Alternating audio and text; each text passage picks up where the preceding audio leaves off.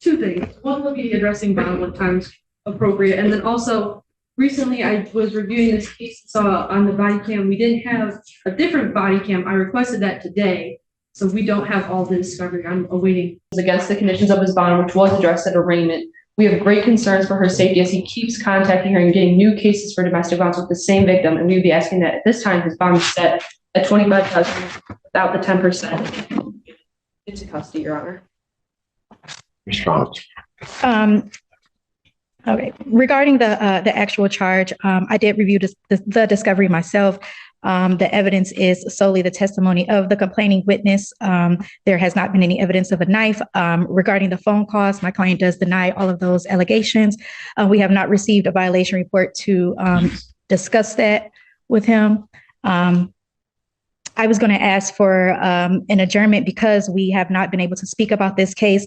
I was going to ask for a week adjournment so we can go through that evidence and possibly at that point we can address bond again at that hearing.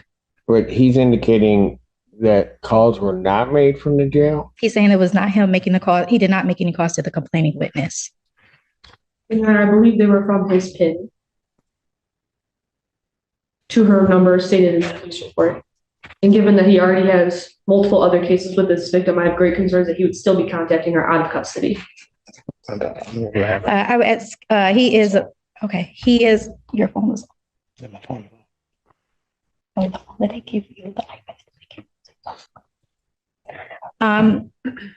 It is my understanding that he is gainfully employed. He is a father. I would ask if he can remain out on bond with a tether. Well, but I'm a bit concerned about all of this contact. I mean, I've got these cases coming up while we were at the bench so that it's clear.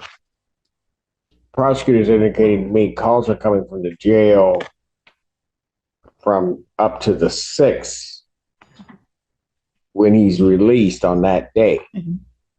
But he's arraigned on the 4th, and it's clearly indicated he's to have no contact. So, and if it came from his pen, I mean,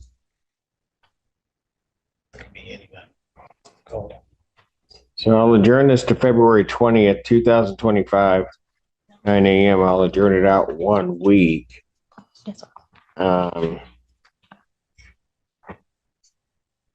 Would we be provided with the calls? Yes, I'll send those out or I'll send an email to have those released today. I'm going to set his bond at $25,000 cash surety as the amount. What was his bond set at initially?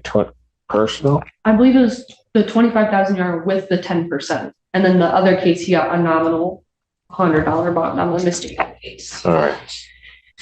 So defendant's going to be remanded. He'll need to post that. And then at this point, defendant's phone privileges, given what the court has heard, are revoked so that he'll go into the jail. He won't have phone privileges. This is the court's intention. And then you can get those through with your client and we can figure it out next week. At this point, defendant's remanded.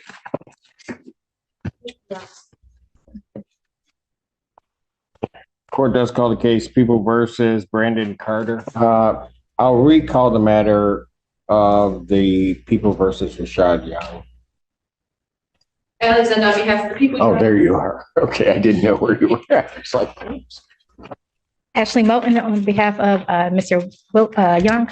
Yes, and Mr. Young, he was taken into custody, transported down. He is not here. I'm not bringing him back up only because my understanding is the alleged victim wanted to address the court. So we could get her.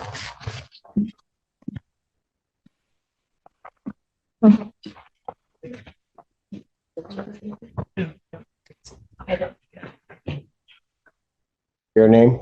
Tandiana Yates. All right. Ma'am, I'm going to let you know, if it weren't for the people in the prosecutor's office and counsel, I wouldn't be calling your case back up and you probably would have been locked up. I'm just going to let you know because you don't come into the court that way, ever. Am I clear? Yes. What did you want to tell the court, ma'am?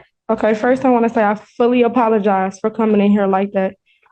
I was unaware. I'm sorry. I just want you to know with this whole case, instead of incarcerating somebody, Go ahead. y'all need to try to help him. I don't know if the prosecutor let you guys know, but he has a, yes, I'm sorry. You can talk. I don't want to overtalk you. Well, you'll never do that, but I'm just going to let you know that I'm not going to sit here. You wanted to address something to the Yes, court. because I feel like it was inaccurate. I will listen to you. I'm not going to tell you or have you sit here and try to give me a lecture on how something should work. Oh, no, I would never do that. But I just noticed when I was looking on the Zoom that it was inaccurate information stated on you guys' record. And I just fully disagree when inaccurate information is stated on something that's very important like this. With the prosecutors, they should have called me instead of giving out inaccurate information because I would have just let you guys know. Instead, when I looked on that Zoom, it was inaccurate information stated on this, I don't know what you call, in this courtroom. And I just fully disagree with that. So I wanted to make that known. Okay, let me just say this because you kind of blurted that out when you had come busting in here. And my apologies. So let me just tell you so that you can understand what you're saying and what is being said. Because when you said that, which is everybody's obligation here, his counsel, the prosecutor, and even in some respects the court, to double check what somebody is saying, in particular if a decision was made based on inaccurate information. Let me tell you that the prosecutor, as with her duty, checked what you were saying. I don't think, at least preliminarily, and I discussed it with his counsel and with the prosecutor, that what you're saying is correct, that it was inaccurate. At least with reference to what I was using for my decision on the remand. There will be a hearing that will be set next week. At that hearing, all of that will come out. But at least preliminarily, it does not look like the information that was presented to the court was in any way inaccurate. Some of the information with reference to the date, so that you understand, the court itself can tell in looking at the file and when he was arraigned. So while you may have your position that it's inaccurate, I do not believe at this time that it is inaccurate. Okay, so is there any way that a prosecutor, someone can call my phone so we can discuss this? Because I no longer have that cell phone number and it was to my sibling. You guys stated on. If there are references to the case, ma'am, we thought about that. Okay. If there are references to the case, references to you, references to other things that are occurring. So I don't think, and I said, I have not made a final decision on it, certainly, but at least preliminarily, what is being represented to the court appears to be true. And we will flush it out at a hearing because that's the way our system works. Preliminarily, I have that. I took what remedies need to be done to enforce the orders of the court regarding no contact. It seems that that was violated. He will have his due process right to a hearing next week regarding that. But how is it violated when I have not physically talked to him? Just like when I came into the courtroom the first time and I sat down, he made it aware that I couldn't even be around him. I am not going to have a hearing on it right now. I will listen to you. That's just that was just very inaccurate to me. And I just felt like the way that y'all did that was no. Somebody should have. Y'all did what? Don't you turn your back on me, because I'm telling you what, you are trying my patience. No. You are trying my patience. I brought you back in here after you acted like that to listen to you. And then you're not going to listen to a thing I said. I'm done. If you want to attend the hearing next week, you can come to the hearing. I've tried to explain it. You are not listening. I am done. Do not say another word to me. Mr. Allen, remove her. Nobody. Remove her. You keep talking and there's going to be a problem. There's going to be a problem. If I may, Your Honor, Lauren Brown, Deputy Chief Public Defender, we did speak about that. She expects to have that today, and we think that that'll give plenty of time for us to be prepared for an examination. The one works for us. We'll be ready.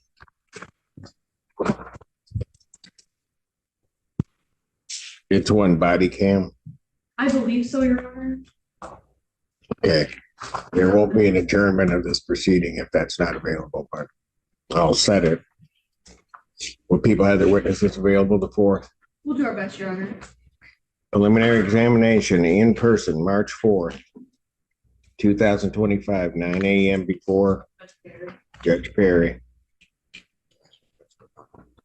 Continue. May I? Oh, maybe not. Go ahead. I'm sorry. Your Honor, as you probably recall, last week we addressed this defendant's phone privileges. After those were revoked, he then continued to call the victim at a different number that we have under her name as well. He called her, I believe, 23 times. There were some under his own PIN, and then after the first day he was in custody, he started using other inmates' PINs to continue to contact the victim in this case. So we have great concerns still that he is still continuing to contact her against court orders. Your Honor, may we approach? Yes. All right. Record should reflect we had a bench conference in this case. Go ahead. Anything? Yeah, may I also address, our client has a job interview on the 24th of February and at 11 a.m. And we were wondering if you would able to either give a PR bond or a tether to allow him to go to the job interview. Well, here's part of the problem with this case, and I'll certainly let the people respond. This case came to my attention for various reasons. There was a hearing, really a hearing, but I heard from the alleged victim in the case. And then upon getting more information, it seems that the parties did not stop contact upon this case and may have even appeared at court together on the date that they were here. Further, the defendant got remanded in part because of phone conversations, then gets remanded this time and still can't follow the court's order. So I'm not going to change his bond. You can certainly, after prelim, make the argument before Judge Perry, but I'm not changing anything regarding his bond. He'll just remain there, and his phone privileges are revoked, but he's still trying to have contact. So, motion for bond reduction denied. Got to follow the court's orders.